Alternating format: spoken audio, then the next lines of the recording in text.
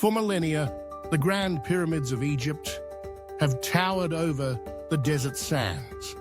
Everything about the great ancient civilization that once seized the lands remained a mystery. That is until July 19th, 1799. A French soldier discovers a large stone about 35 miles east of Alexandria during Napoleon Bonaparte's Egyptian expedition, unearthing a written language that had been dead for thousands of years. The translations would prove to be the key to unlocking the secrets of an entire civilization. Egypt is the gift of the Nile. That's what Herodotus, the father of history, said, since the Nile is the lifeline, as it provided Egypt with water for the cultivation of crops, which led to the burgeoning of civilization all along the length of the Nile Valley. The river strip that divided the Egyptian territory into two parts provided a favorable environment for the rise of civilization. When the Nile Valley began, in the Miocene times, cutting it into its current shape, the various geographical resources effectively contributed to the state's foundation. As a result of the annual floods that spread the fertile soil to the east and west over the centuries, mud deposits built up when the water recedes and flows along its bank. The agricultural year begins, making Egypt one of the first agricultural communities that ever existed in human history. At the end of the Paleolithic era, there was a widespread production of arrows, harpoons, quans, sewed, skins, bone works, and pottery. Carbon 14 tests, on the other hand, were used by researchers to demonstrate that corn was harvested in a Neolithic silo on the edge of Fiume between 4600 and 4250 BC. Later, people built shacks and huts out of reeds in solid mud and sowed corn on the muddy soil of the El Marshes. Ancient Egypt was divided into two territories, Upper Egypt and Lower Egypt. Lower Egypt lay to the north, where the Nile extended outward, several branches to form the Nile Delta. Upper Egypt, which stretched to Aswan, was to the south. The two kingdoms were united around 3000 BC by King Nama, but each retained its regalia, the Ishi Hedjet, or white crown, for Upper Egypt, and the Edesh, red or red crown, for Lower Egypt. As a result, the pharaohs were known as the rulers of the two lands, and they wore the Shint, a double crown with each aft, denoting sovereignty of a different land. The pre-dynastic period in ancient Egypt is the period preceding documented history, encompassing around 6000 to 3150 BCE, from the Paleolithic to the Neolithic age, and onto the founding of the first dynasty. While there are no written records from this period, archaeological digs in Egypt have unearthed items that convey their tale of the Neola River Valley's cultural history. The pre-dynastic period is called by the regions or ancient city sites where these artifacts were discovered, rather than the e-cultures that lived there. The Halfan culture thrived circa 30,000 BCE in the area between Egypt and Nubia, giving birth to the Khaden. In civilian cultures around 10,000 BCE and the Harappan culture. All of these cultures are hunter-gatherer societies that gradually grew more sedentary and settled into more permanent settlements based on agriculture. The Thiam Oasis is a natural basin located southeast of the Giza Plateau that gave home to the Thiam, a civilization during 9002-6000 BCE. These people lived in the vicinity of a vast lake, and made their living through agriculture, hunting and fishing. The people of Fayum constructed reed homes with subterranean basements for food, storage, cattle, sheep and goats were domesticated, and basketry and pottery production flourished during this period. Tribal chieftains assumed positions of power which may have been passed down to the next generation in a family or tribal unit. Communities went from tiny tribes traveling together to large groupings of diverse tribes living in the same region all the time. The Fayum, a culture, gave rise to the Marim Day during 5000 to 4000 BCE, which was named from artifacts discovered at the location of that name.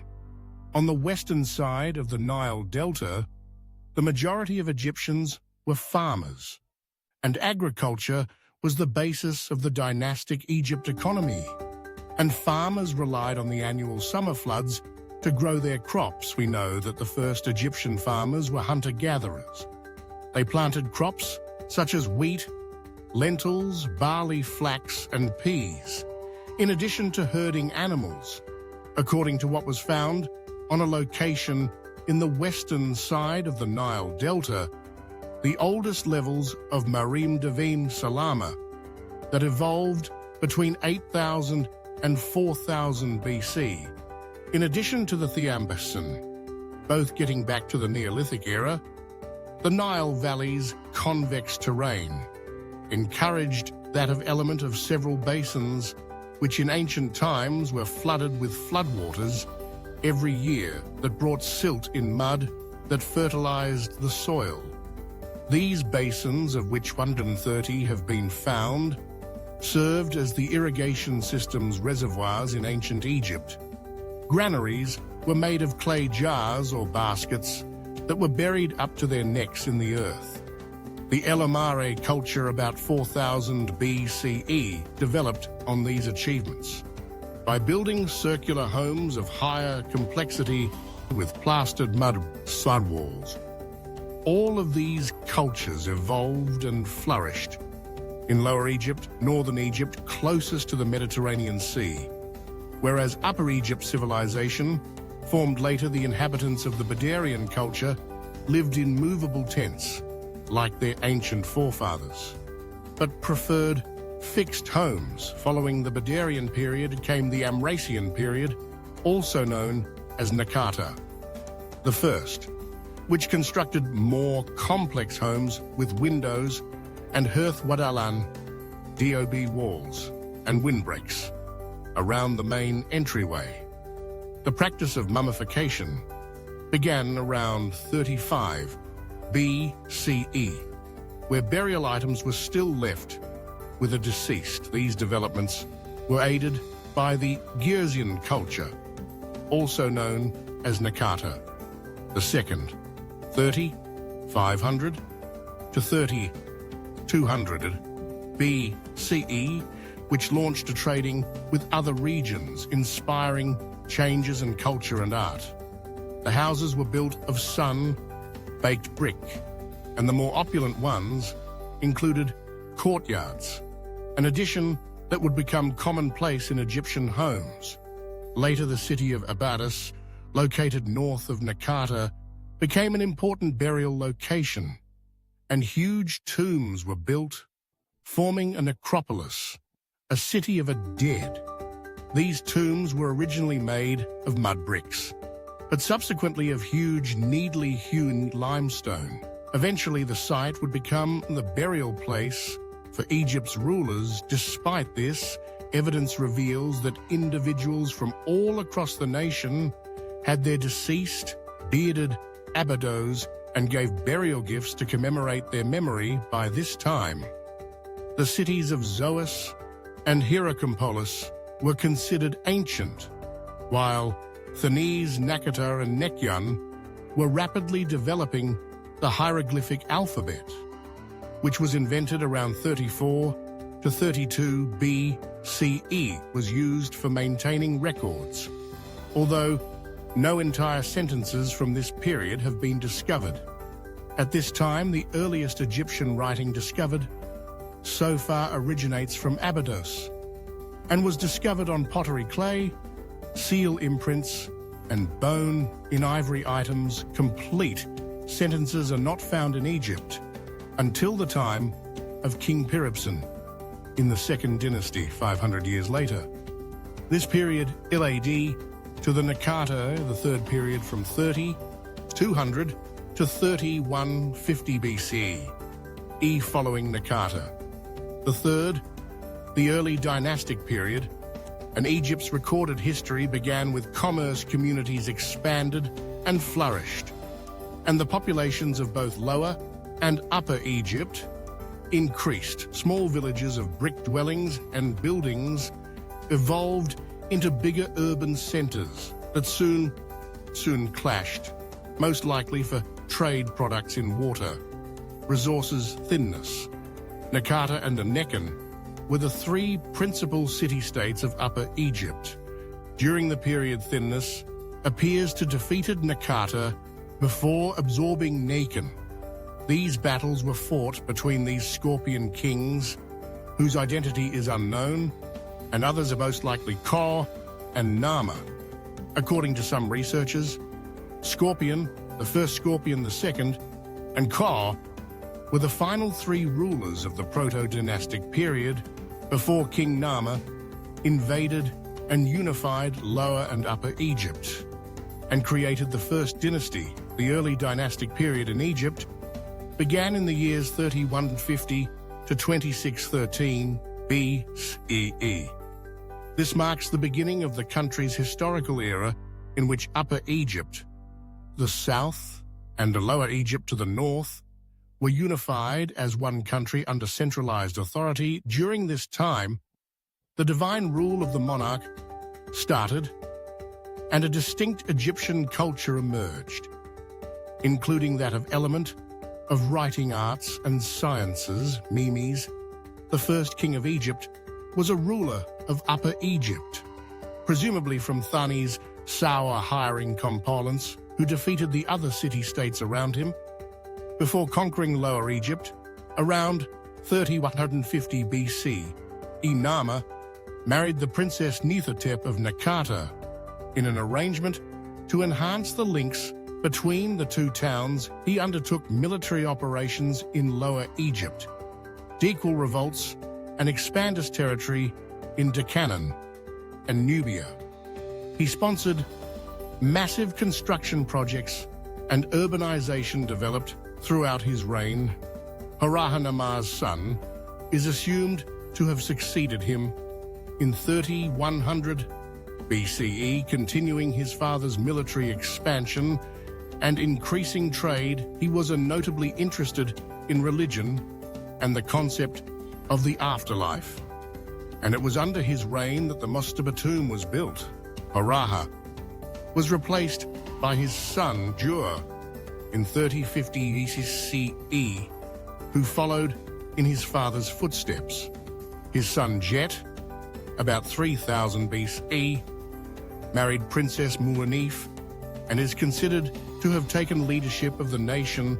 After his death, it is uncertain whether she governed as regent for her infant son Den or as queen, but her reign is notable for being the first time a woman is recorded governing in ancient Egypt. Then, about 2990 BCE, is regarded as the greatest monarch of the first dynasty and reigned for 50 years. His reputation as an efficient monarch stemmed from his economic advances, military conquests, and the stability of his rule as proven by expensive construction projects and elaborate works of art. Den is the first monarch to be represented wearing the crowns of Upper and Lower Egypt, showing that he ruled over a unified nation. Then was succeeded by two additional monarchs, Enagib and later Samarkand, both of whom had tough reigns marked by insurgency. The dynasty ended with the Ka's reign, during which his heirs struggled for the throne and were defeated by Hatshepsut, who established this second dynasty internal strife and a lack of or misunderstanding over records, ruined. The Second Dynasty, 2892-2670 BCE.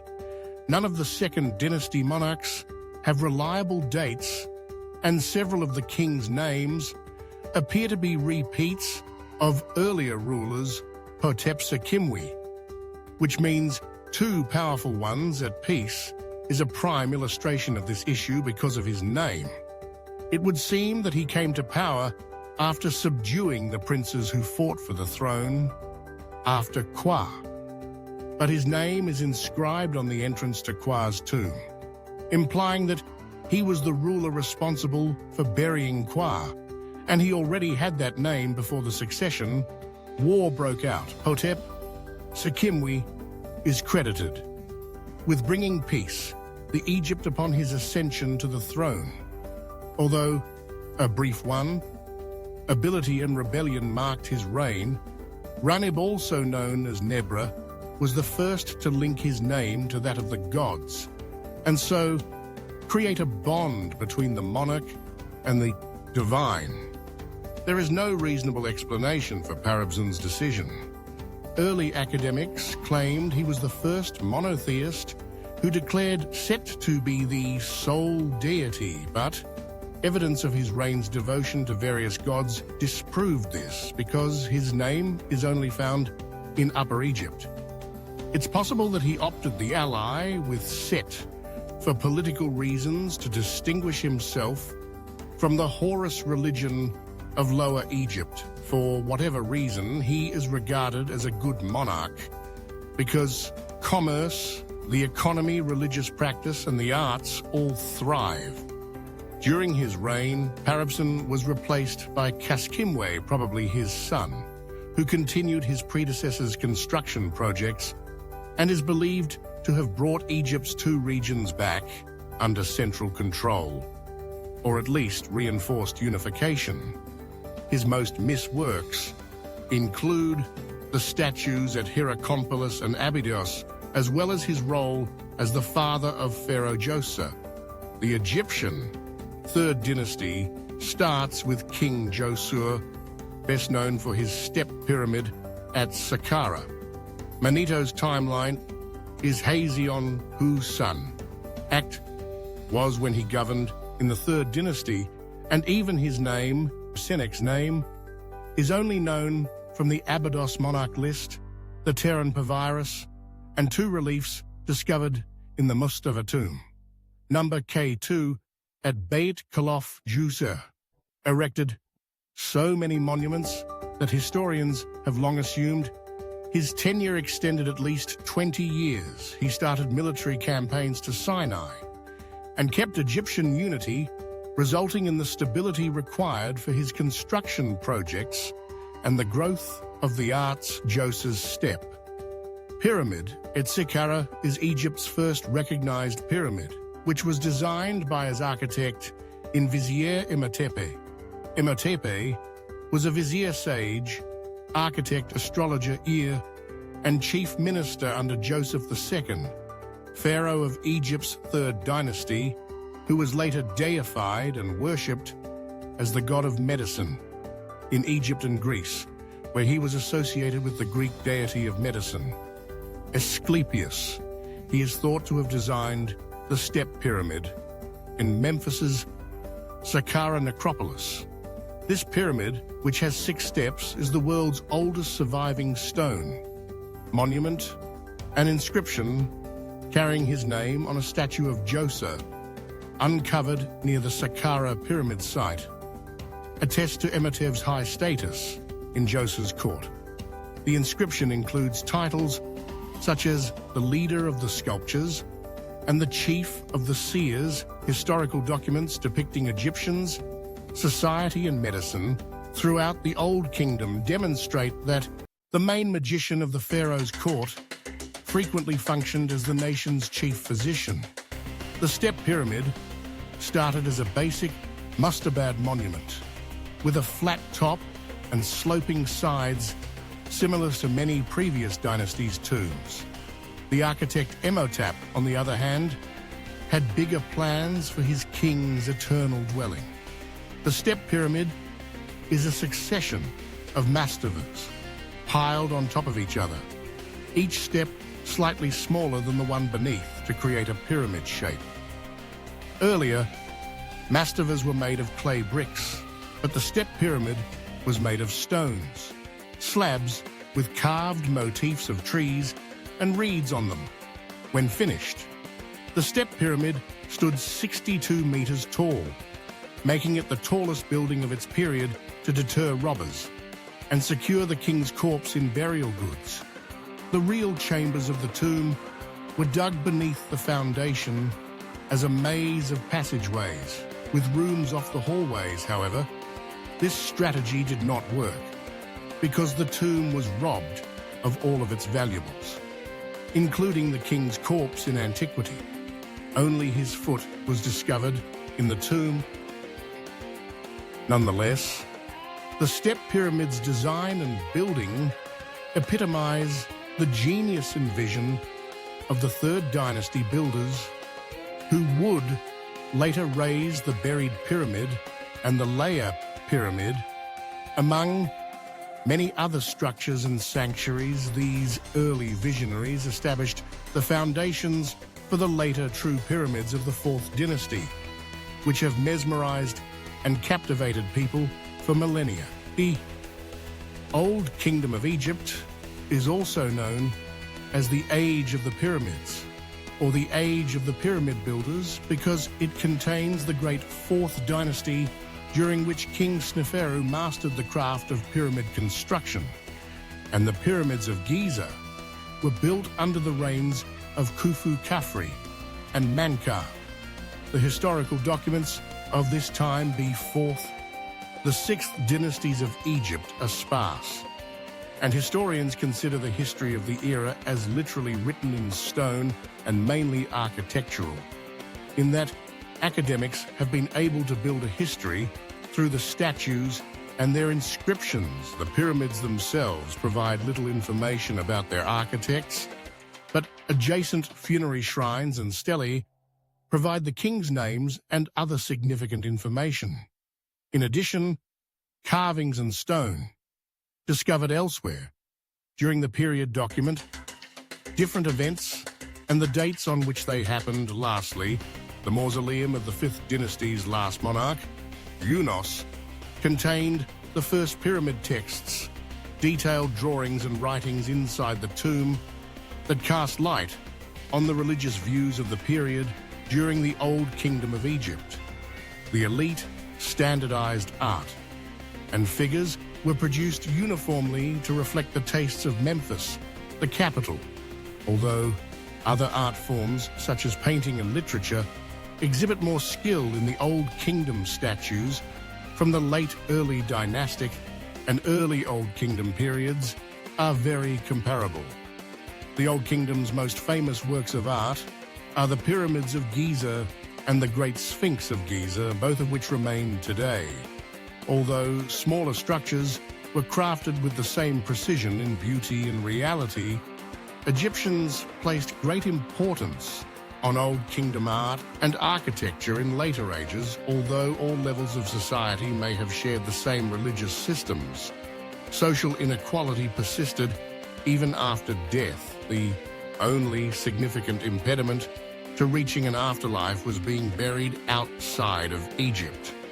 Egyptians thought that to be reborn, they needed to be buried in Egypt. If they died abroad, the relatives went to tremendous pains to bring their bodies back for burial, so those correct funerary rituals could be performed and they could be buried in their native land, allowing them to enter the afterlife to coordinate the labor force that constructed the pyramids at Giza and elsewhere.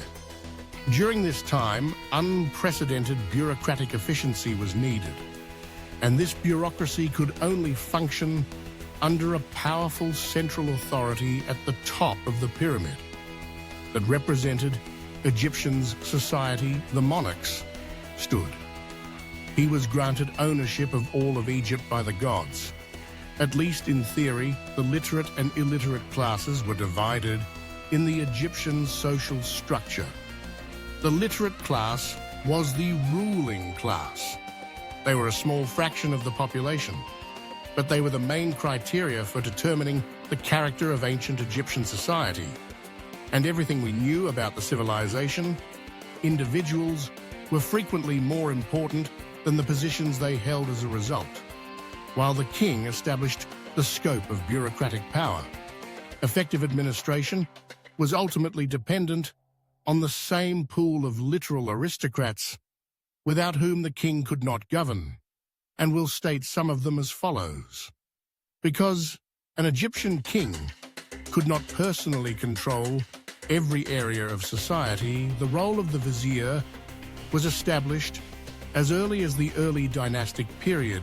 The vizier, who can be assimilated into a form of prime minister, assigned responsibility to other members of the court, sent communications through scribes, and managed the military regional governor's activities, public works, projects, and tax collections, among other things. Huni, the last king of the Third Dynasty, was a long thought to have initiated the massive building projects of the Old Kingdom by constructing the Myton Pyramid.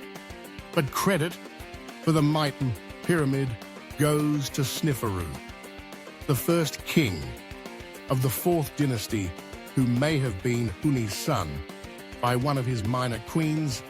Sneferu began the Old Kingdom's golden era, with his most noteworthy achievements being the two pyramids constructed for him at Dashur.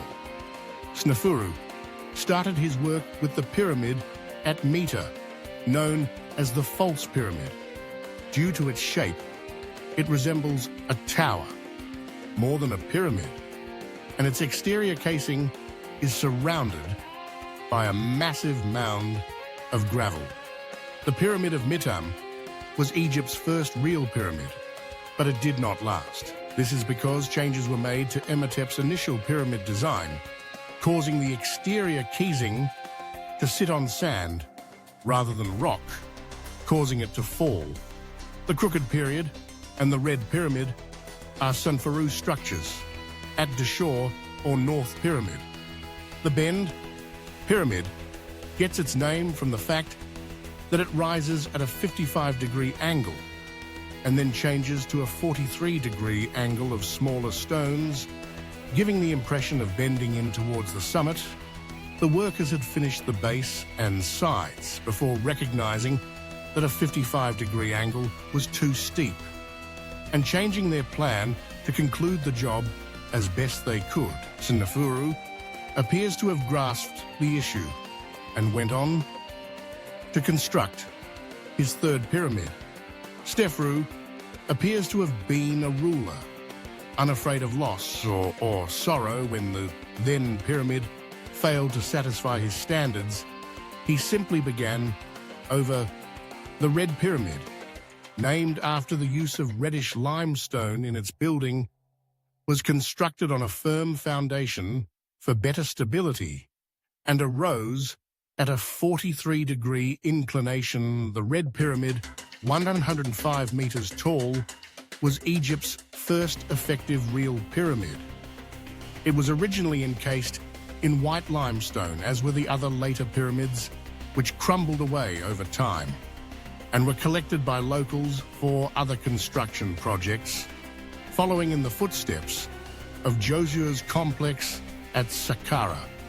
Sneferu had a mortuary temples and the other structures built around us, pyramids, with priests overseeing day-to-day activities once the Red Pyramid was finished. All of this points to the stability of his rule, which he bequeathed to his son Khufu. When he died, the ancient Greek authors refer to Khufu as Cheops, and he's best known for his Great Pyramid at Giza in their works. The Greeks portrayed him as a tyrant who oppressed the people and compelled them to labor for him against their will. This perception may have been created by the tales contained in the Westcar Papyrus, a compilation of 4 stories written about the kings of the 4th dynasty and found by Henry Westcar in around 1824 C. The papyrus contains 4 tales recounted by Khufu's sons, including one in which King Khufu summons a sorcerer who claims to be able to reconnect a decapitated head to a body, and some academics read his actions in requesting a demonstration as malicious or careless during the reign of Khufu. Egypt became even wealthier as a result of his military battles against Nubia and Libya, as well as his lucrative trade deals with cities such as Byblos. He also invested in agricultural innovations to improve the livelihoods of his people. During his reign, the world's first documented dam was constructed in Wadi Jarawi, a mountain range west of modern Helmand. This dam improved water availability for farms and others in the town. The Great Pyramid of Giza is the final of the ancient 7 wonders of the world, and a distinguishing emblem of Egypt. It is situated on the Giza Plateau near the modern city of Cairo, and was constructed over 20 years during the rule of Khufu. Although many hypotheses exist regarding the pyramid's purpose, the most generally acknowledged idea is that it was built as a tomb for the king. However, how wood was constructed remains a mystery to this day. Historians continue to dispute the idea of ramps going around the outside of the building to move the blocks. In the position, these theories persist, despite a growing body of evidence proving that the pyramid was constructed by the ancient Egyptians, using technical means that were most likely so common to them that they felt no need to document them. Nonetheless, the complexity of the interior passages, shafts in chambers, as well as the nearby Osiris shaft, encourages the persistence of these fringe theories, as does the mystery of how the pyramid was built at all, and its orientation to cardinal points. A prominent figure during that time, called Humayunu, was the vizier during the reign of Khufu in the 4th dynasty, and one of the king's relatives. He was in charge of building his Great Pyramid and keeping an eye over its construction works, and he was buried near Khufu's pyramid. The construction work of the pyramid was done by expert and unskilled laborers employed by the state for the job.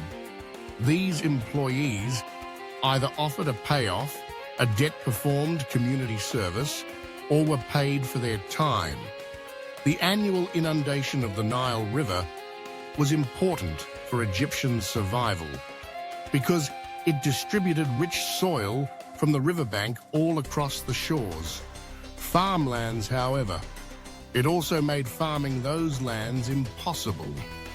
During the flood, during these times, the government supplied work for farms by constructing large monuments. These were the individuals who performed the real physical labor of moving stones, elevating obelisks, constructing temples, and constructing the pyramids that continued to amaze and motivate people. Today, Khufu was replaced by a family member outside the legal line called Judefra. After his death, Judefra was Khufu's son, but he did not appear to be his designated heir. Some scholars believe Judefra built the Great Sphinx of Giza, while others believe Khafra, his sibling and successor, built it. The Sphinx is the world's biggest monolithic monument, showing a recumbent lion's torso with a king's head and visage. Historically, this king's visage has been identified as Khofre's, but Dobrev and others believe it's Khufu's. It appears to have been constructed by Khofre because it is exactly in line with this pyramid complex, and the Sphinx's face resembles Khofre more than Khufu. Khafre's pyramid is the second largest in Giza, and his complex is almost as big as his father's. Little is known about his rule. According to Egyptian texts, he continued his father's policies in government model by concentrating power in the hands of his closest family members and exerting strict control over policies and laws. Following Khafre's demise, succession was temporarily disrupted again. When Bakau Jidafri's son took the throne, he did not even rule for a year before Menkaure Khafre's son took over his monarch. Both the Greeks and the Egyptian writings praise Menkaure. Menkaure, like his father and grandpa before him, started construction on as Giza Pyramid in Shrine, Complex, Menkaure Pyramid, and Complex are smaller than the other two, which represent a significant development in the history of the Old Kingdom, and one of the causes of its collapse. The resources required to construct the Great Pyramid were no longer accessible during Menkaure period. But he did his best to establish an everlasting residence on par with his fathers and grandfathers.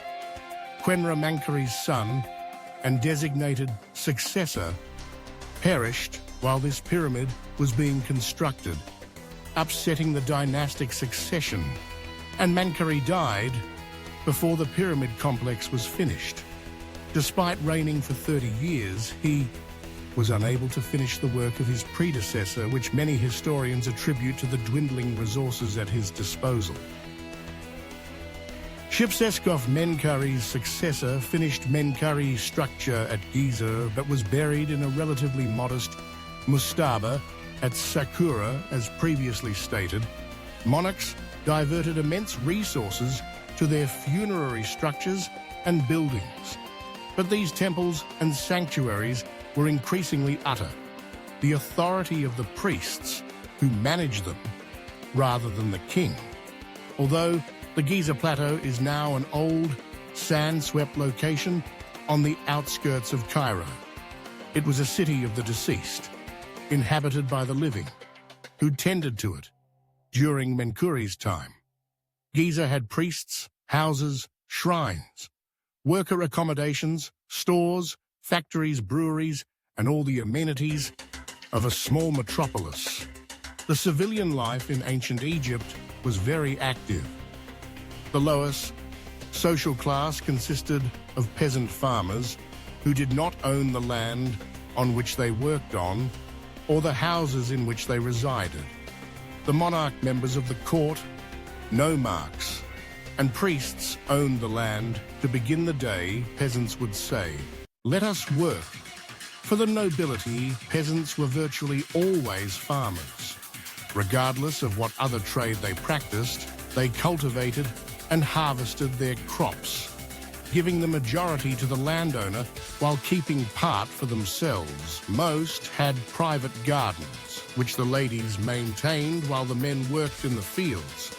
The lower stratum of society created the items utilized, and commerce, allowing the civilization as a whole to survive. These peasants were also part of the workforce that erected Egypt's pyramids and other monuments. When the Nile River's banks overflowed, farming became difficult, and the men and women went to work on the king's projects.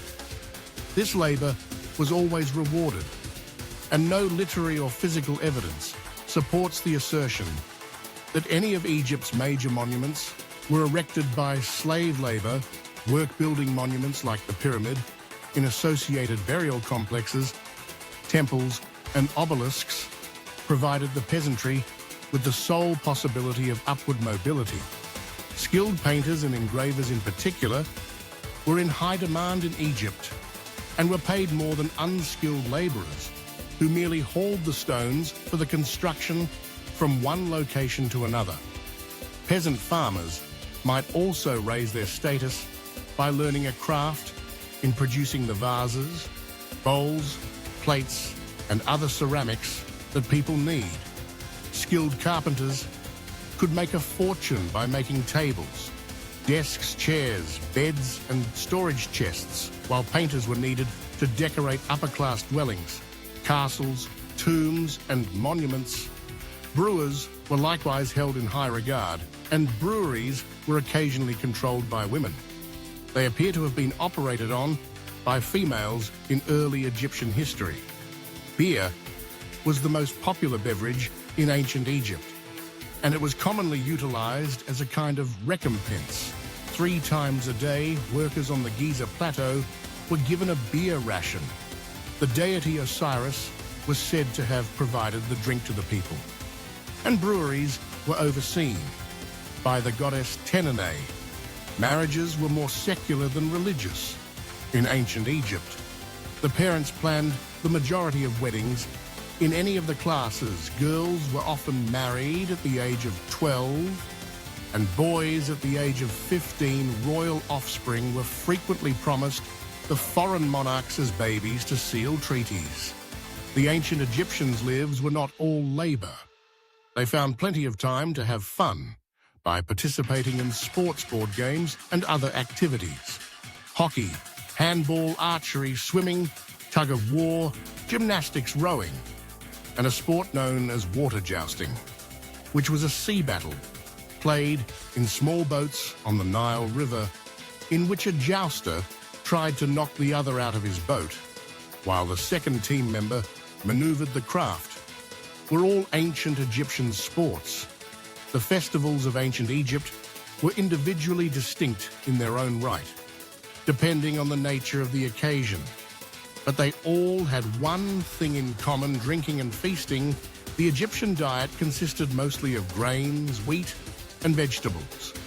The meat was incredibly expensive, and only royalty could afford it. The 4th dynasty ended with Shepsekhof's brief reign, and the 5th started with much less hope. The 5th dynasty is known as the Sun King's dynasty because so many of their titles contain the name of the deity Ra, usually given as Re. The first 3 of these rulers, Usirkov, Sahur, and Kakai, would later be memorialized as divinely chosen in the Westcar papyrus tale. The birth of the kings. The dynasty starts with King Usirkov, but a lady called Kinkaz, most likely a daughter of Menkor, appears prominently in the Egyptian texts as mother of 2 kings of Upper and Lower Egypt, though it's unclear who those monarchs were. Her monument is the 4th pyramid at Giza, and she was a significant person. Not much is known about her. Usirkov is best renowned for his work on the Temple of the Sun and Abusia.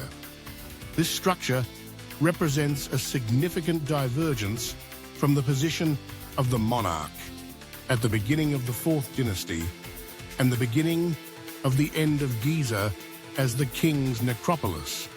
The sun, deity Ra, was now venerated directly by the people through the priesthood, and the king's position as the god's primary representative was reduced. Usirkov's son, Sahir, replaced him and constructed his funerary complex at Abusier near the Temple of the Sun. Sahira was a capable monarch who led the first Egyptian expedition to Punt and arranged significant trade treaties with other countries. Punt, on the other hand, was one of his biggest accomplishments, as it became an important source of many of Egypt's most valuable resources, and in time was regarded as a legendary country of the gods. Zahir constructed his own temple to the sun in Abusia and was the first to use palmiform columns in the building, which would later become the norm for columns throughout Egypt. Sahira's war exploits: incautious resource management, enriching the nation, as demonstrated by the intricate work done on his mortuary complex and the inscriptions discovered. His son Neferyasher, Kakai, succeeded him. Inscriptions suggest he was a good king and well regarded. But little is known of his tenure except that the priesthood got even more dominant during his control. His son, Neferefrae, succeeded him but perished young, possibly around the age of 20. He was followed by King Shepzekar-Nusir. Ini succeeds him, and the priests of Ra acquire even more authority during his rule. The bureaucracy of the temples and mortuary buildings grew as well, putting a burden on royal coffers, which paid for sanctuary care and maintenance. Menkaure replaced him, but little is known about his rule other than the fact that he was the last monarch to construct a temple to the sun. Djedkarisi replaced him in the late 25th to mid-24th century BC. The roots of Djedkarisi are unclear. He's not regarded as Menkaure-Yu's son, but he may be connected to keep the economy stable. He reforms the administration and the clergy extensively during his rule. Djedkarisi refused the customary practice of erecting a shrine to the sun deity and decreased the number of clerics required to maintain funerary structures.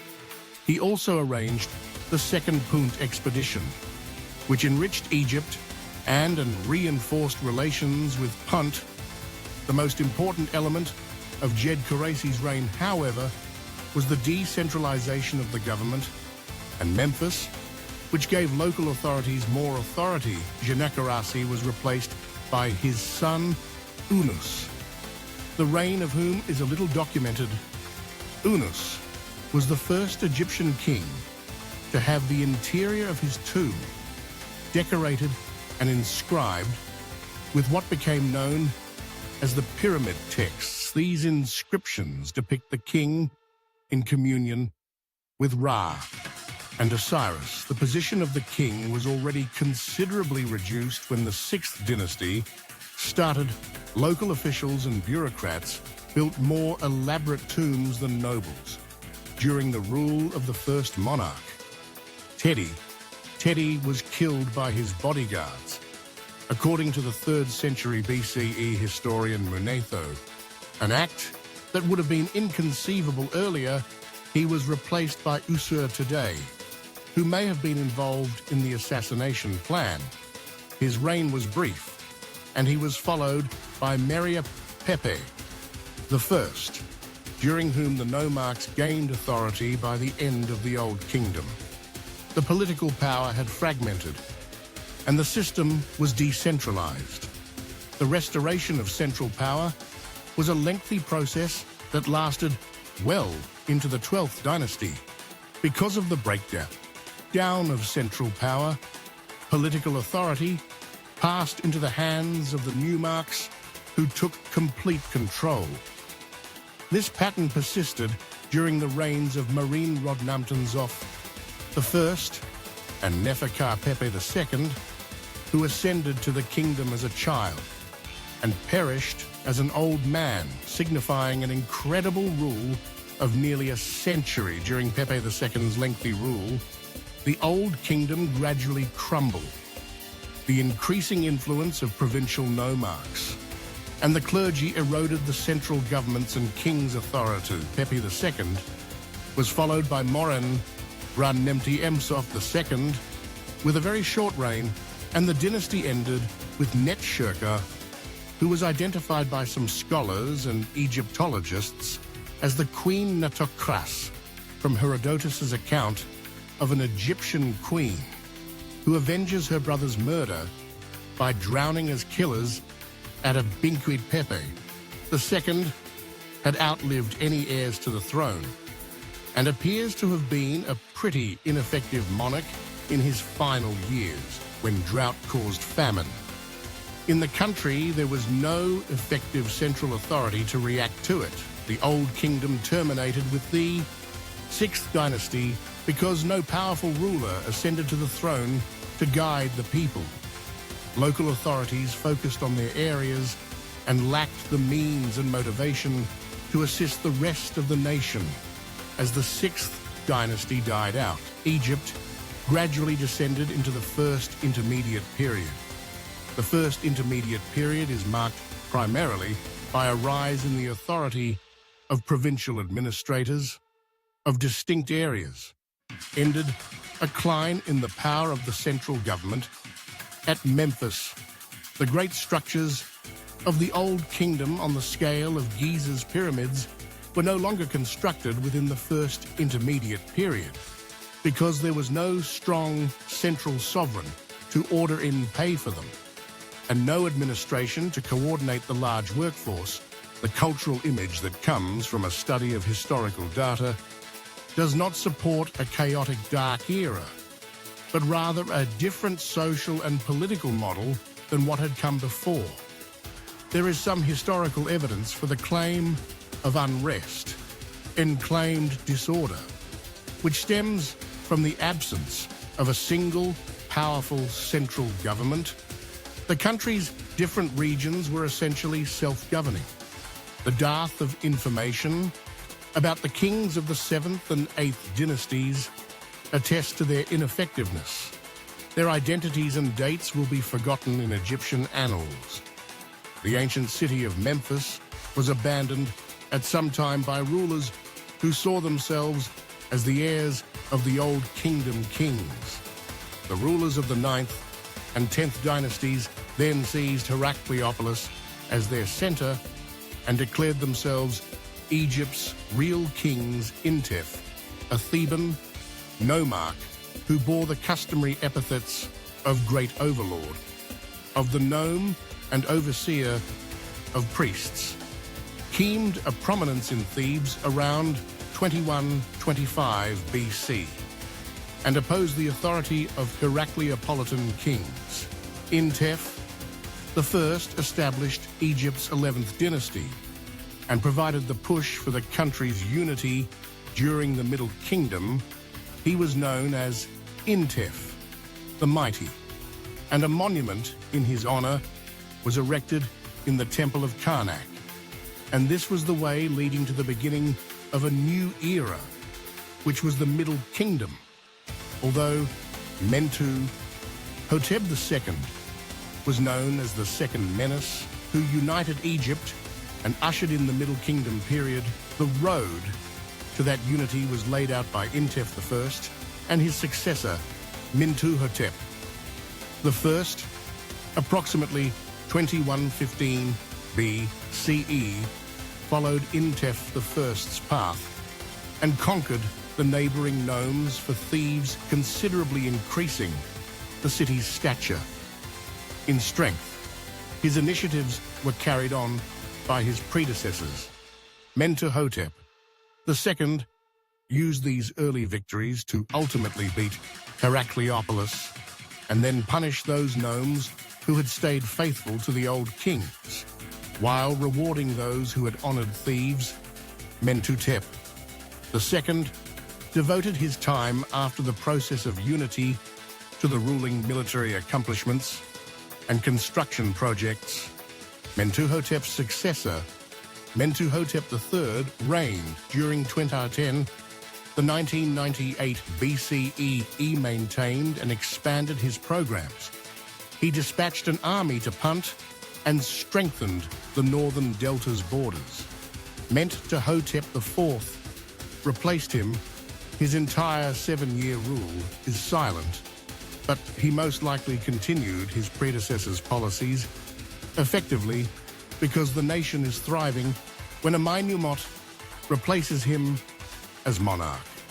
When Amenemhat was Mentuhotep IV's vizier and was sent with his mission to quarry stones for the king's project, he had an inscription made of the extraordinary events he witnessed. First, a gazelle gave birth on the stones selected for the king sarcophagus top, indicating that the stone had been chosen correctly because it was endowed with fecundity in life. Second, an unanticipated rainfall descended on the celebration, revealing a well big enough to water the entire gathering. This inscription was later interpreted to mean that Amenemhat was chosen by the gods to become king, as the gods had allowed him to experience miracles. Amenemhat the first abandoned Thebes for unknown reasons and established his seat in court in Et-Tawi, south of Memphis. Amenemhat the first successor, Sennacherib the first, 1971 to 1926 BCE, improved the country's infrastructure and initiated the kinds of grand building projects that had characterized the Old Kingdom and represented the king's power, including a temple to Amun at Karnak, which sparked the construction of the great temple complex there. Amenemhat the first had followed in the footsteps of Intef II and Mentuhotep II by restricting the authority of local, no marks in priests and giving power only to those most trusted in the family.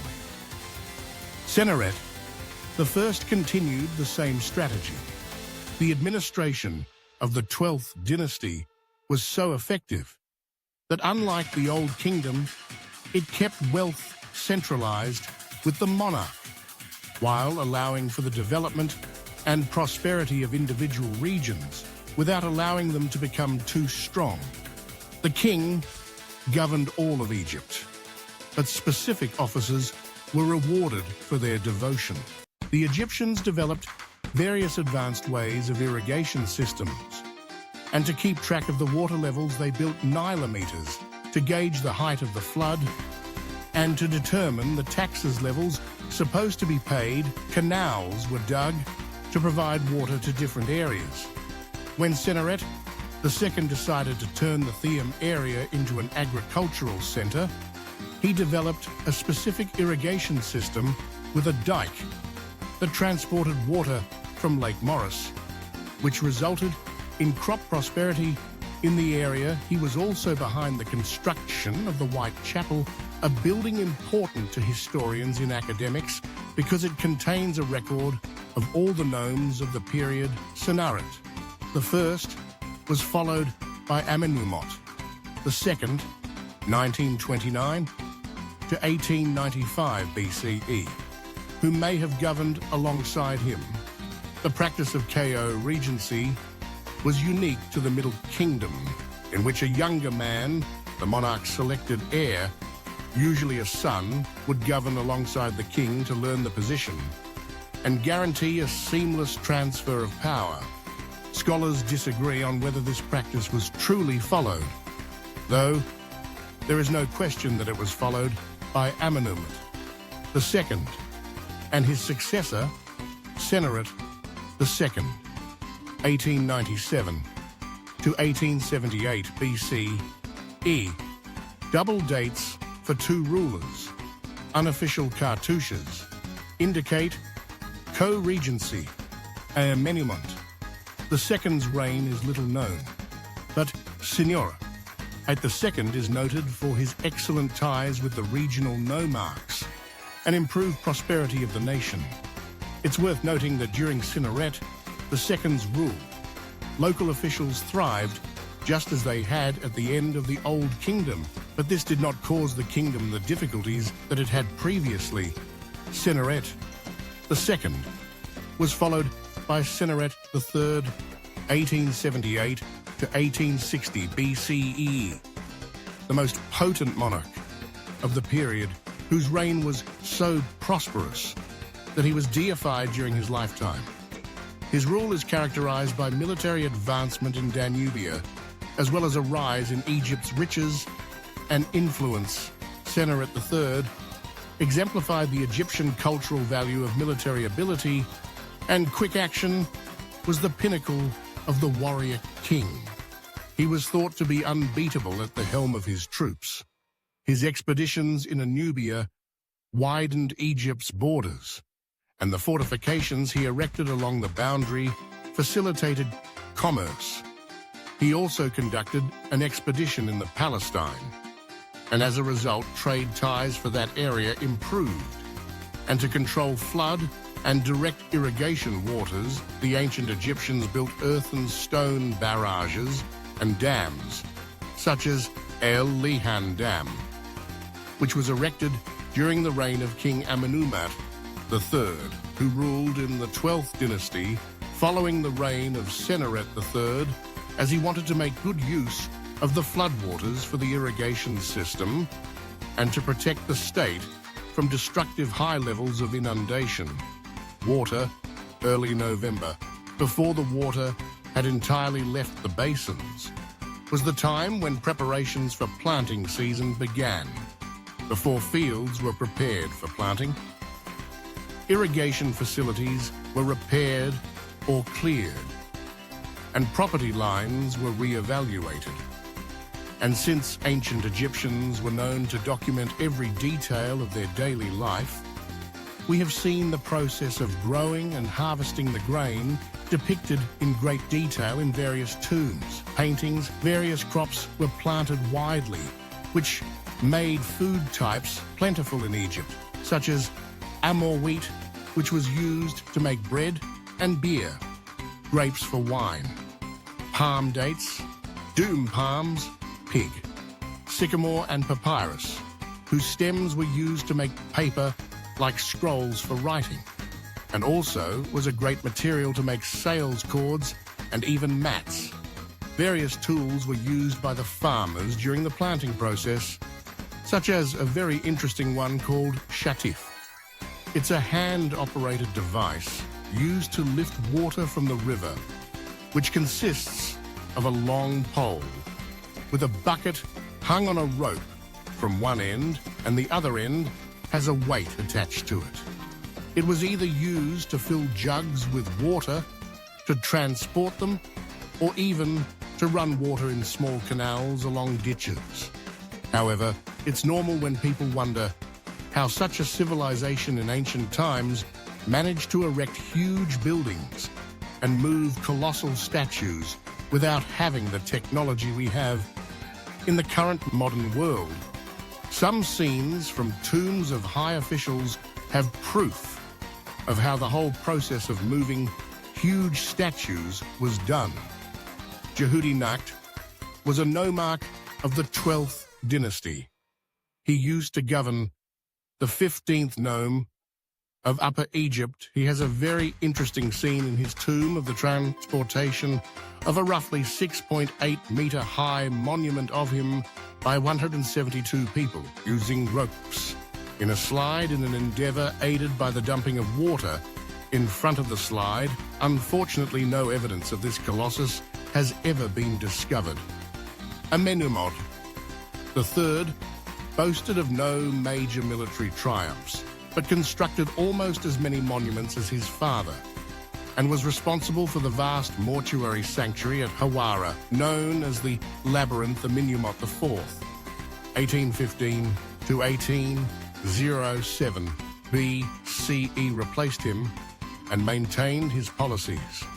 He completed his father's construction tasks and began many of his own during his reign.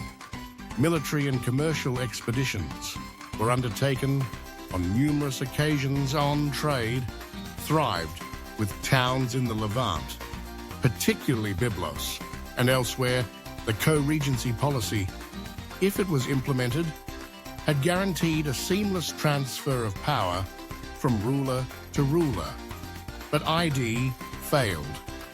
In the case of Amenemhat IV, who had no male successor to prepare for success after his demise, the throne passed to his sister, or probably wife, Sobanaferu, 1807 to 1802 BCE, whose rule is little known, unless the Queen Nidikret Natokris of the 6th dynasty of the Old Kingdom is accepted as real. Sobanaferu was the first woman to govern Egypt since the early dynastic period.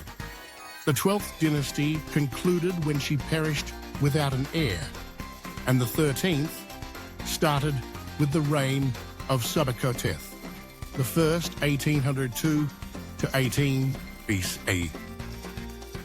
The Middle Kingdom's 12th period was the most powerful and wealthy. The 13th dynasty would receive the riches and the policies, but would be unable to put them to good use. The 13th dynasty appears to have maintained the policies of the 12th dynasty monarchs to keep the nation united. But none of them had the personal power of the previous kings, according to incomplete documents. Lower Egypt started to develop its political groups. This era starts when the Egyptian rulers of the 13th dynasty relocate the capital from Et-Tawi to Thebes, the former capital of the late 11th dynasty in Upper Egypt, thereby awakening their grip on the North Amenumat. The first 1991 to 1962 BCE established the tiny settlement of Hudawat in the far north at the start of the 12th dynasty, which developed into a commercial hub with easy access to the sea and road paths to Sinai and the area of Palestine. During the 13th dynasty, effective trade in immigration brought an increase of Semitic people to Avaris, who ultimately grew wealthy and powerful enough to wield governmental power. In the nation, these individuals were known to the Egyptians as Hekakosset, or Hyksos. The name of the Hyksos remains unclear. Many hypotheses have been proposed, including the possibility that they were refugees escaping the Aryan invasion of Asia. The Nordic invasion hypothesis has been debunked, as has this assertion. The Egyptians refer to them as Asians, but this was a word used for anyone beyond the country's eastern boundary, from the Levant to Mesopotamia during the late 13th dynasty. The Egyptian monarchs ceased supplying the border fortifications located in Nubia, and no additional soldiers were stationed there. The troops who were already stationed at the forts were never returned to Egypt, and the former garrisons became their permanent residence. These troops served as commerce intermediaries between the Egyptians, city of Thebes, and the kingdom of Kush, as the 13th dynasty neglected matters to the south, just as they were doing to the north. The kingdom of Kush developed into a centralized power with its capital at Kerma. Some of the ancient Egyptian fortifications along the border were destroyed at some time, presumably during an assault. Though this is unclear, what is evident is that as Egyptian government and thieves disregarded Kush's influence in the south, Kush's power increased, and the boundary became more flexible. The troops who had been left behind no longer saw it as their duty to protect against invasions, and had grown more acclimated to the role of traitors than military men. By this point, the monarchs documented, for the latter portion of the 13th and 16th dynasties, are non-Egyptians, or at the very least, do not have Egyptian names, and are considered Hyksos rulers. Their timeline is muddled, and some names are only known from ceremonial items, while others are only known from pieces of kings' lists, making dating problematic. The Hyksos achieved economic dominance of the eastern delta and then pushed north, negotiating treaties and forging contracts with various nomarchs, governors of other districts in Lower Egypt, until the It conquered a sizable amount of territory and could exert political authority. Once established in Avaris, the Hyksos elevated Egyptians' depositions of power, adopted Egyptian customs and attire, and absorbed Egyptian deity worship into their own beliefs and ceremonies. The Hyksos monarchs established Egypt's 15th dynasty. But once they were evicted, the invading Thebans destroyed all traces of the Hyksos in Egypt. Only a few Hyksos rulers are known by name.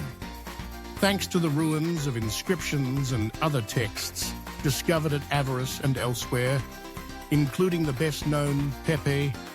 A Pepe was also known as Apophis and had an Egyptian name related to the giant snake. Apophis, or Apep, the sun, god, Ra's nemesis. At the same time, the Hyksos rose to prominence in northern Egypt. The Nubians rose to power in the south. The Middle Kingdom's 13th dynasty, like Lower Egypt's, had forgotten to pay attention to its southern frontier. Thebes remained Upper Egypt's capital, but instead of dominating the entire nation, it was wedged between the Hyksos in the north and the Nubians in the south. According to Manetho Pepe of the Hyksos, wrote to the Theban king, Sukinan-Rantau, 1580 BCE, you away with the hippopotamus pool to the east of the cities, for it prevents me from sleeping day and night. The message was most likely about the Theban practice of hippopotamus hunting, which would have been insulting to the Hyksos, who worshipped Set and included the hippo in their religious observances, Tau. Rather than complying with the request, saw it as a challenge to his autonomy and marched on Avaris.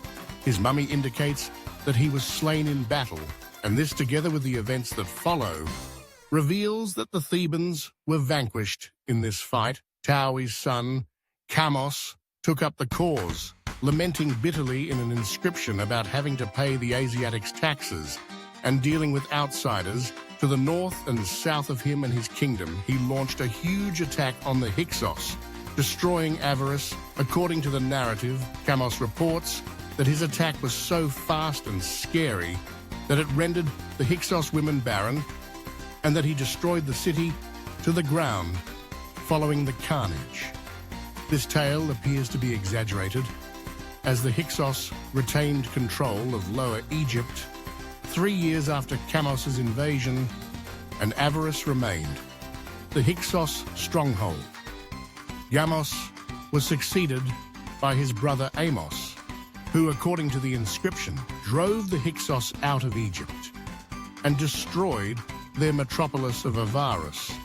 These events are described in the tomb inscriptions of another man, Amos, son of Ibana, a soldier who fought under King Amos, who describes the devastation of Avaris and the retreat of the remaining Hyksos to Sharuin in the Palestine region. Amos then besieged this city for 6 years until the Hyksos fled again, this time to Syria, although what happened to them after that is unknown. Amos I not only established the 18th dynasty, but also began the new kingdom of Egypt, the age of the Egyptian Empire. The Hyksos were responsible for the formation of a professional Egyptian army of conquest since Amos I, and those who followed him sought to ensure that no foreign nation ever gained such dominance in their land again. The triumph that would become the new kingdom, a period of unprecedented prosperity in success in Egypt, is the legacy of the Second Intermediate Period. The 18th dynasty of Egypt, established by Amos I, would build some of the most renowned and memorable monuments since the Old Kingdom's pyramids, and expand Egypt's borders into a kingdom. Almost the first realized that the Hyksos had been able to establish themselves so securely because previous Egyptian monarchs had permitted them to.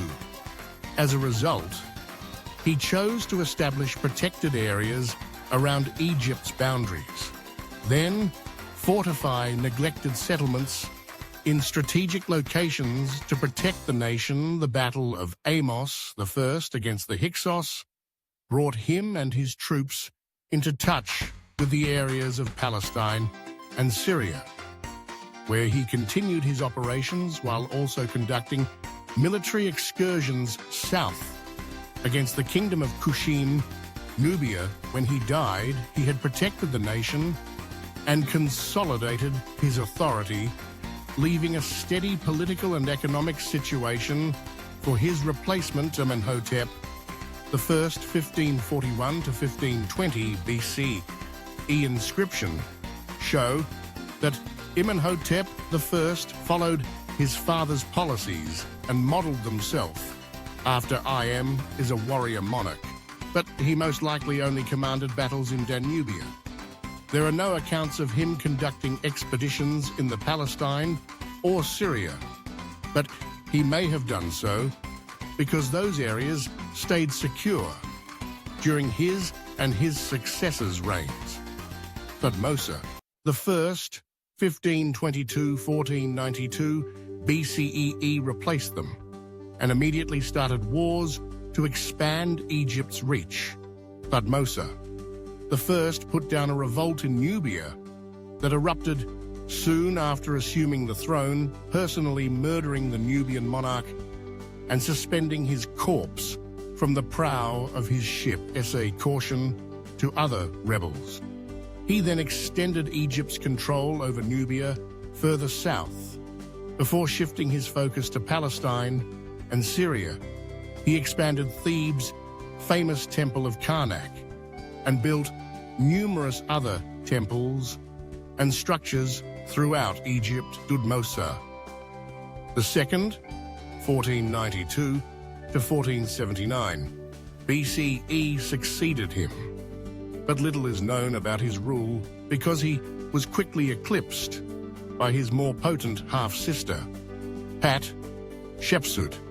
Hatshepsut, 1479, Dayse, 1458 BCE, was one of the most potent and effective New Kingdom rulers. Thutmose II had one child with her, and he had another with a minor woman. Thutmose III, whom he named as his successor, 1458 to 1425 BCE. Following Thutmose II's death, Hatshepsut was appointed regent of Egypt and officially co-ruled with Thutmose III. But she had been the force behind her husband's tenure and continued to do so as she saw fit after his death. Hatshepsut is in charge of numerous construction initiatives. She conducted the most successful expedition to Punt, added her works to the temple at Karnak, and governed in harmony with Nubia to the south. Her construction undertakings were so beautiful and numerous that subsequent pharaohs claimed ownership of them. They were able to do so because Hatshepsut's name was taken from all of her structures, including her magnificent complex at Deir al-Bahri around 1458 BCE, concerning the obelisks that were erected in the different temples. They were symbols of the sun god, and many of them can be found everywhere in the whole world, whether they were real Egyptian ones or modern ones, imitating the ancient Egyptian obelisks. The process of carving one is, and not, a paradox, as there is an unfinished one located in the quarries of Grenad and Aswan. Hatshepsut commissioned its construction, probably to accompany what became known as the Lateran obelisk, which was originally at Karnak, but was later brought to the Lateran Palace in Rome. Thutmose III inherited a wealthy and secure country in 1458 BCE and wasted no time in improving it. Thutmose III establishes the Egyptian Empire, which his descendants would sustain. He defeated the neighboring countries and expanded Egypt's dominion further than it had ever been before, using the war chariot acquired from the Hyksos bronze weaponry and better strategies. Over 20 years, he led at least 17 separate military campaigns, subduing kingdoms from Libya to Syria and extending Egypt's authority in the south, from the region around Buin down to Kyrgyz. When Hatshepsut died, Thutmose III ascended to power, believing him to be weak and inexperienced. the king of the Syrian city of Kadesh, instigated a revolt in the Egyptian province of Canaan, which swiftly gathered support from other places aiming to dethrone Egypt. This coalition met in the city of Megiddo. Thutmose III marched his army from Thebes to Megiddo and northern Canaan, prudently choosing a narrow pass from the town of Aruna instead of the wider and easier routes to the city, and surprised his enemies by entering the Kina Valley behind their defensive positions and driving them from the field. Thutmose III had to lay siege to the city to seize it. Giannini, who was Thutmose III's commander and military scribe, naturally accompanied his monarch in war to put down the rebellion and wrote a record describing the fight. Thutmose III was so taken by Gianni's tale that he had sections of it written on the walls of the great temple of Amun at Karnak, and to a lesser extent elsewhere. Giannini begins by describing why the writing on the temple's walls exists. He then goes on to explain the campaign and its motivations. The wretched adversary, referenced on several occasions, is the king of Kadesh, who started the revolt and gathered the armies against Egypt. But it is also used to refer to everyone who joined the rebellion at times following the Battle of Megiddo. Thutmose III would subdue and punish those who took part, capturing not just Kadesh, but also all of Syria and the Mitanni, territories in Mesopotamia. He was succeeded by his son, Amenhotep II, 1425 to 14 BCE, who inherited. Built on his father's powerful, unsafe kingdom, he was not a warrior king, but he did order many construction projects and signed peace treaties in commerce deals with other countries, such as Mitanni. Thutmose IV, 14A, 1390 BCE. His replacement carried on his programs based on readings of his renowned dream stele, which recounts the tale of how he came to the kingdom. Thutmose IV is regarded as a usurper, although he is the legal son of Amenhotep II. He's best known as the king who rebuilt Giza's Great Pyramid. He is followed by Amenhotep III, 1386 to 1353 BCE, who is regarded as one of Egypt's most effective and powerful rulers.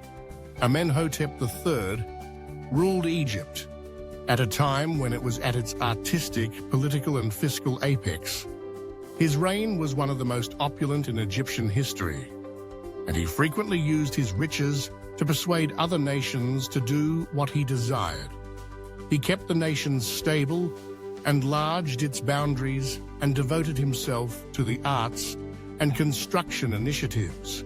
Many of Egypt's most impressive structures date from his rule during his reign. However, the priests of Almonds started to acquire increasing fortune. He possessed more property than the monarch and used it to enrich themselves further.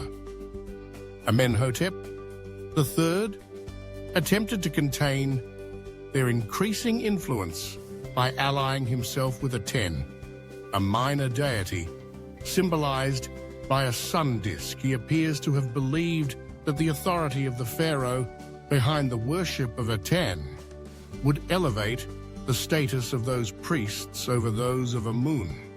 His scheme failed, but it did elevate the deity Aten, who would play an important role in the rule of Amenhotep's son and successor. Amenhotep IV, also known as Akhenaten, was an Egyptian pharaoh renowned for establishing monotheism and banishing the ancient gods. His rule became known as the Amarna period because the Egyptian capital was relocated from Thebes to modern-day Amarna. He ascended to the kingdom as Amenhotep IV, but changed his name to Akhenaten in the 4th or 5th year of his rule, dissolved the old religion, particularly the worship of Amun, and raised the deity Aten to the position of the one true God. Only the cult of Aten was recognized as a valid religious organization. All other sanctuaries were shuttered, and their veneration was prohibited. He built a shrine, Du Aten, at Karnak's great temple of Amun, which he also shuttered. His wife was the famous Nefertiti, best known for the magnificent bust created by the sculptor Thutmose upon Akhenaten's death. He was succeeded by his young son Tutankhaten, 1336 to 1327 BCE, who quickly changed his name to Tutankhamun, who took to the throne at just 9 years old. The young leader relocated the capital to Memphis, restored Thebes as a religious center, which also held political significance, reopened the temples, and restored Egypt's ancient religion, although he instituted significant changes that helped secure the nation.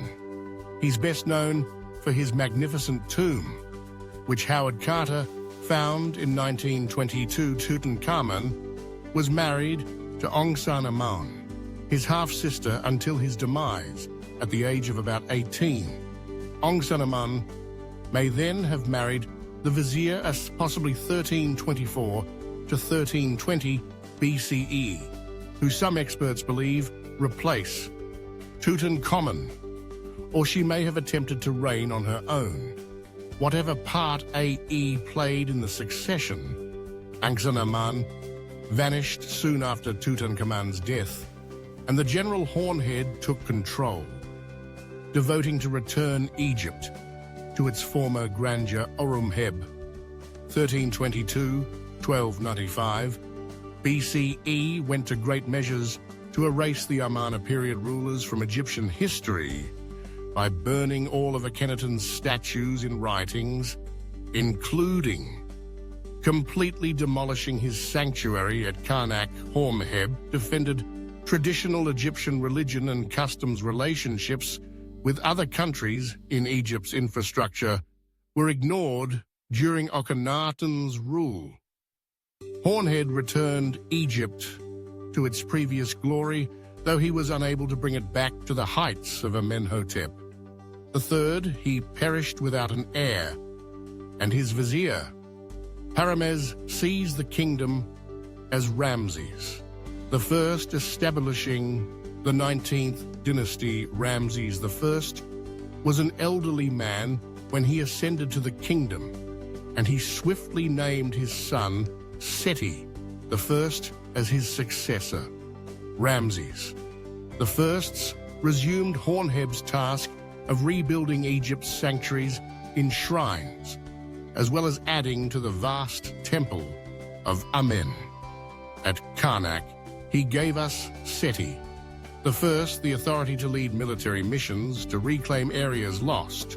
During Akhenaten's rule, when he passed, Seti I ascended to the throne and continued Egypt's reform and revival, adding his own touches to the big project at Karnak and grooming his successor for dominance. His son, Ramses II, 1279 to 1213 BCE, he is the most well-known pharaoh of Egypt today.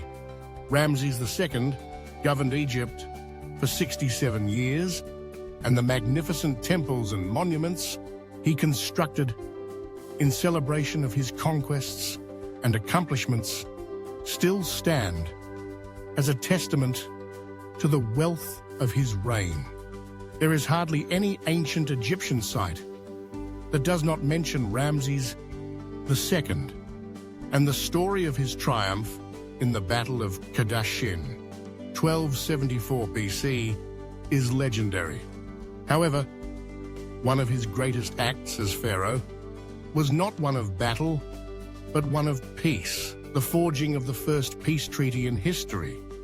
Anatolia's Hittites had been gaining prominence since the 2nd millennium BC, and by 1530 BC, they had surpassed Babylonia as a notable nation. And they were putting Egypt to the test. Letters of intent had been addressed to the 18th dynasty's King Akhenaten, but he had never responded or taken note of Hittite activities along his boundaries. Horemheb had waged unsuccessfully against the Hittites, who had grown even more strong by the time of Tutankhamun, Akhenaten's successor, and were daring enough to garrison districts on or near Egypt's borders. When Horemheb became pharaoh in 1320 BCE, he initiated a more forceful campaign against the Hittites and secured Egypt's frontiers, although the problem of the Hittite invasions was never fully overcome.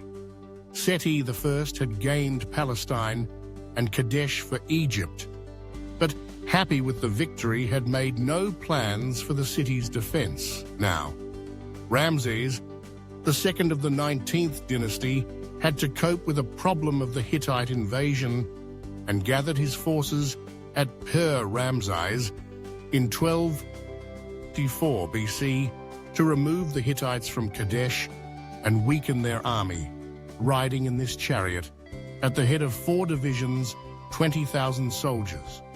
Ramses II marched his 1st division so quickly that he soon outdistanced the other 3 near Kadesh. 2 Bedouins were apprehended and asked about the whereabouts of Mu'at Ali II and his army, to which they replied that the army was nowhere near Kadesh, and that Mu'at Ali II feared Egypt and the young king. The Bedouins, however, were Hittite spice, and Mu'at II had already fortified Kadesh with his chariots, 3,500 of them, and troops, 37,000 men, waiting just over the next hill. According to some combat accounts, Ramses II caught several more spies who told the awful reality about his condition, but the information arrived too late. Ramses II had separated himself from the rest of his army in his haste to seize Kadesh and vanquish the Hittite ruler. Just as the Hittite chariots slammed into his camp, he dispatched messages to the other 3 divisions.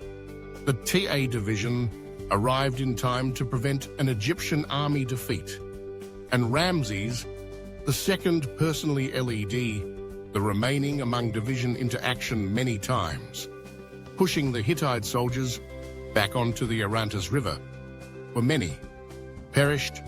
Mu'at Ali II just only marched Trinkadesh's walls to trap Ramses II's forces between his army by the river and his advance, but for unexplained reasons, he chose to stay in the city and never committed his reserve men to fight Ramses. The second declared a great triumph at Kadesh and had a scribe record his narrative of the wonderful fight.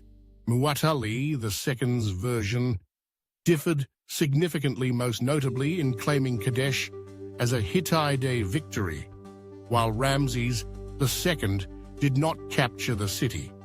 He did break the Hittite army on the field, and while Mu'at-Alu II kept possession of Kadesh, he did not destroy the Egyptian as he had intended. Marenta was Ramses II's 12th son and not his designated successor. He only became pharaoh because all of his siblings had perished during their father's lengthy rule. Marenta soon adopted his father's image of a warrior monarch, defeating the Libyans in combat and repelling an attack on the Sea Peoples. His description of his exploits include the well-known Marenta Stele, which contains the first reference to the Israelites as a tribe going forth to the 20th dynasty Ramses. The third was the new kingdom's last powerful king, after Horemheb, restored the ancient faith. The priests of Amun's authority grew steadily, drawing income and influence away from the monarchy throughout the Ramzad era of the 20th dynasty. The condition deteriorated. The concept of having a war was existing, as the threat of the people was remarkably increasing, which forced Ramses III to declare war over them. The nationality of the Sea Peoples is unknown, because the only records of their activities are from Egyptian sources that only describe them in the terms of battle, such as the record from the Tanastel, which reads in part, "They came from the sea in their warships, and none could stand against them." This is characteristic of Egyptian allusions to these enigmatic invaders. Ramses II, his son and successor, Meremta, and Ramses III are the three great pharaohs who chronicle their struggles in triumphs against the Sea Peoples. All claimed huge victories over their opponents, and their inscriptions include the most extensive documentation of the Sea Peoples during the time of Pharaoh Ramses III. The Sea Peoples invaded and destroyed the Egyptian commerce hub at Kadesh, and then attempted to invade Egypt. Again, they began their operations with swift attacks along the coast, before pushing toward the delta. At 1180 BC, Ramses III subdued them, but they returned in force. Ramses III would have been aware of his predecessors' fights with these people and how violent they were. He decided against the field engagement and instead employed guerrilla tactics as a plan. He set up ambushes around the coast and along the Nile Delta, and his archers were especially efficient at putting them camouflaged along the beach to shower down arrows on the ship. Set his signal. The ships were set on fire with burning arrows once the crew was dead or drowning after crushing the naval invasion. Ramses III turned his focus to what remained of the invading troops on land. He used the same tactics as previously, and in 1178 BC, the Sea Peoples were defeated off the coast of Zoas. Egyptian annals once again depict a spectacular victory in which many Sea Peoples were slaughtered and others were captured and coerced into the Egyptian army in fleet or sold as slaves. Although Ramses III speared Egypt from invasion, the battle was so costly that the royal treasury was depleted and the tomb builders at Diara el-Medina could not be paid. This resulted in the first documented labor strike in history, in which workers walked off the job and refused to return until they were properly reimbursed. And then the momentum of the Egyptian empire started to fade. Ramses III retained a powerful central authority, secured the borders, and kept Egypt prosperous, but the kingdom was crumbling around him. The office of the Pharaoh of Egypt no longer held the same level of reverence it once did, because the priests of Almons served as an intermediary between the gods. Ramses III was injured in an assassination attempt, staged by one of his lesser spouses, and perished as a result of his injuries. Ramses IV, 1155 to 1149 BCE, ascended to the throne. Only after his elder siblings perished, he attempted to imitate the great pharaohs of the past and did complete several construction projects while battling to keep the empire's declining territory, but he perished after a brief rule. He was succeeded by his son, Ramses V, who fought to retain control against Oman's priests and keep the kingdom together. His successor, Ramses VI, carried on the fight with little success. Ramses VII replaced him, followed by Ramses the eighth about whom little is known, Ramses the ninth, Ramses the 10th, and Ramses the 11th. All of these pharaohs fought to keep the kingdom together in the face of outside incursions and internal conflicts with Amen's priests. An incident related to these struggles, though obscure, involves a man called Amenhotep, high priest of Amen, who was deposed by the vizier Pinhazi and forced to escape south to Nubia. What we are sure about is that the priests of Amen retained huge power and reached the throne of Egypt and ruled the country 1077 to 1051 BC, a ruler of Lower Egypt, who governed from Tanis, interred Ramses the 11th. Following the Egyptian custom, a monarch was buried by his successor, and Smens asserted his legal right to govern by relocating the capital from Per Ramses to Tanis. However, by this time, the priests of Thebes had grown strong enough to assert their authority to rule, and the nation was divided between Tanis's control over Lower Egypt and Thebes's rule over Upper Egypt. Contrary to popular belief, this split did not end in civil conflict or internal strife. Smens was strong enough to be noticed, but he only controlled Lower Egypt, and not much of it. He governed around the same period of Thebes' high priest Herihore, who reigned from around 1080 to 1074 BC. Herihor was a general of the troops, as were all Amen's high priests, but he had little impact outside of Thebes.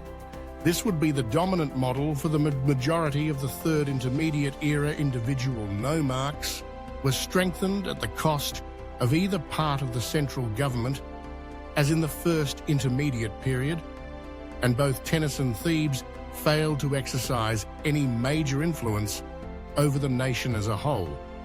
The 22nd dynasty, which governed publicly under Libyan titles, was also Libyan Sheshenki I, 943 to 922 BCE, established it after unifying Egypt and embarking on war operations reminiscent of Egypt's empire days. Sheshenk I reformed Tanis's administration and Thebes's clergy. The clergy would no longer be a hereditary post, but rather one of nomination by the monarch, as would be the choice of God's wife, of Amen. His military operations revitalized Egypt's economy, and the nation started to approach the Egypt of the new kingdom. During his reign, Ozakan II ascended to the throne in 872 BCE and kept the nation together. But after his rule, Egypt split into distinct kingdoms, governing from Heracleopolis, Tanis, Sais, Memphis, and Hermopolis in Lower Egypt, and Thebes in Upper Egypt to the south. The Kushite ruler, Kashtar, 750 BCE, saw Egypt's vulnerability and moved to exploit it. Kashtar adored Egyptian culture and had Egyptianized this capital city of Napata, and thus his entire territory. He had strong trade connections with Thebes and was well versed in the procedure of appointing priests and other high officials. P. 747 to 721 BEC. His son strengthened Nubian dominance of Upper Egypt, and when the kings of Lower Egypt protested, he commanded a large army against them. Pi conquered Lower Egypt, capturing and subjugating all of the main towns before marching back to Napata. Egypt was now legally under his rule, but he allowed the Lower Egyptian kings to regroup and re-establish their power. These buffer zones diminished during the Third Intermediate period, and Egypt lost its prior strength, but there were still countries on its boundary, such as Judah and Israel, that served the same purpose, the subjugation of those areas by Shoshank. The first pushed Egypt's boundary up against the Assyrians with no buffer in between, moving forward to the 26th dynasty.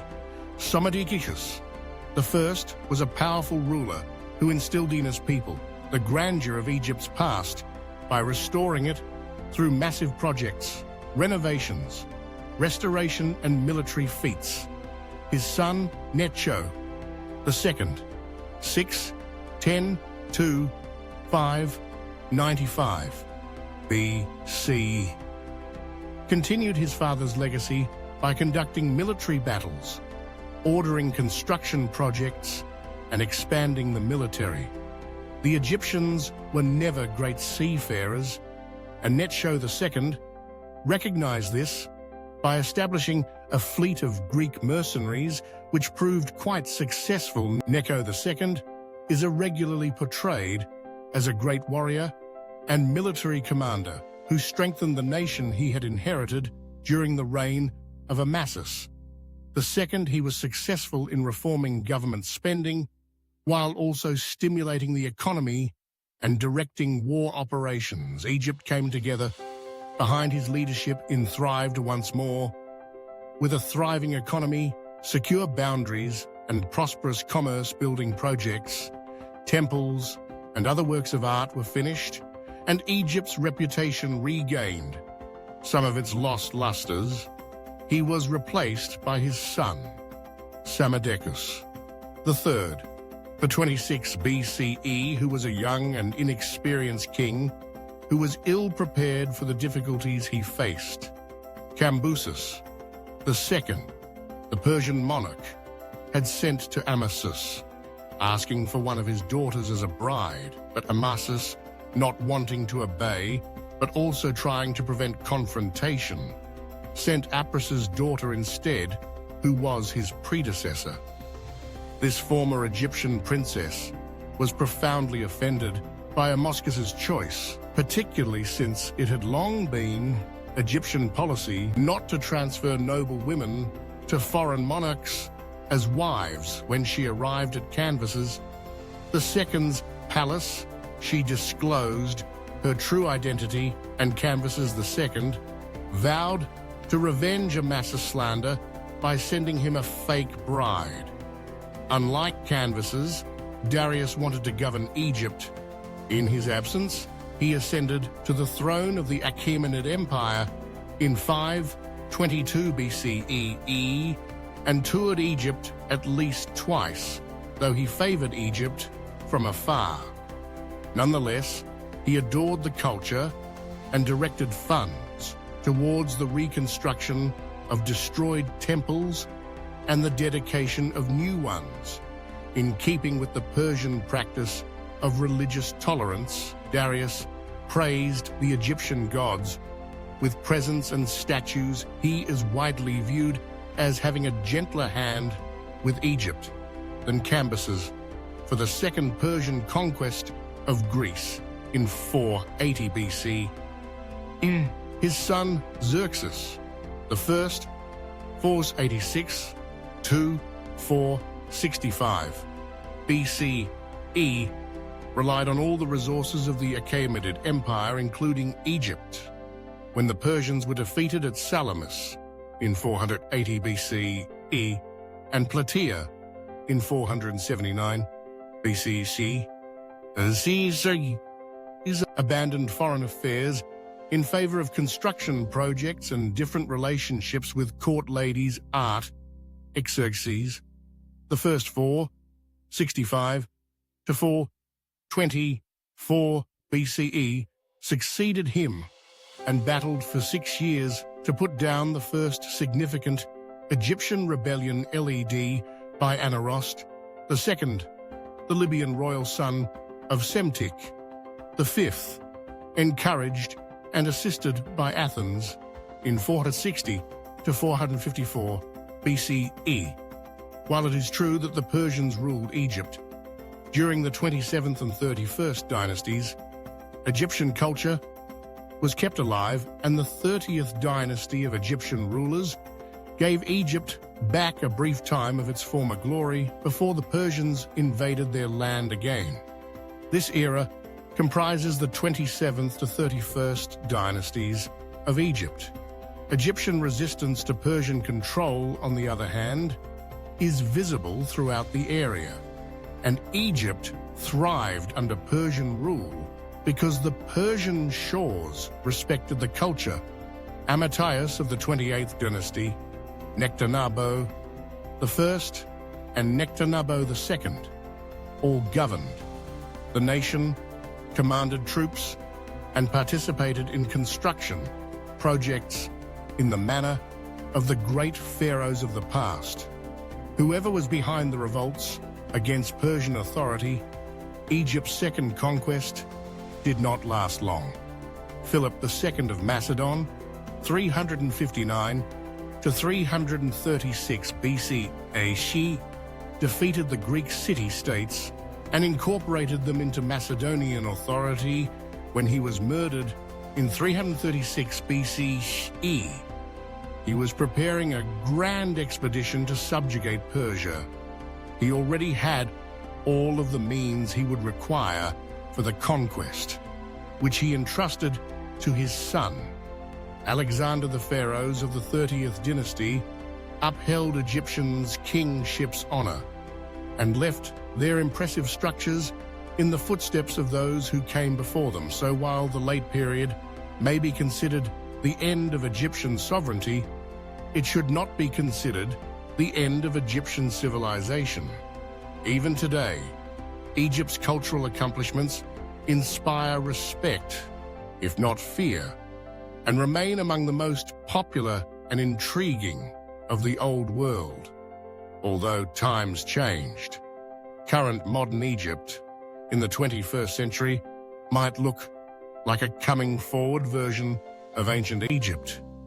The Nile River is still secret to the Egyptian people, and they still celebrate the same festivals of the ancient times, such as the Spring Festival.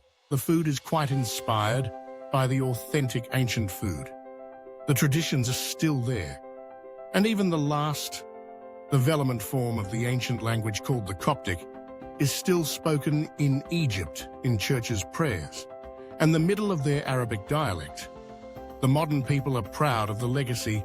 It was seen in the parades that were done in Cairo for the transportation of the mummies to the Civilizations Museum and the reopening of the Alley of the Sphinxes and Luxor. They're building new cities, digging their way to improve commerce with the highways, dug in the middle of the mountains, passing through the deserts. They're almost opening the biggest museum in the whole world. Excavations on Earth, everyday new discoveries which might lead soon to a discovery similar to that of the tomb of Tutankhamun in 1922, and this land will always remain an attractive mystery, dazzling and enchanting people from all over the world with its magic and history.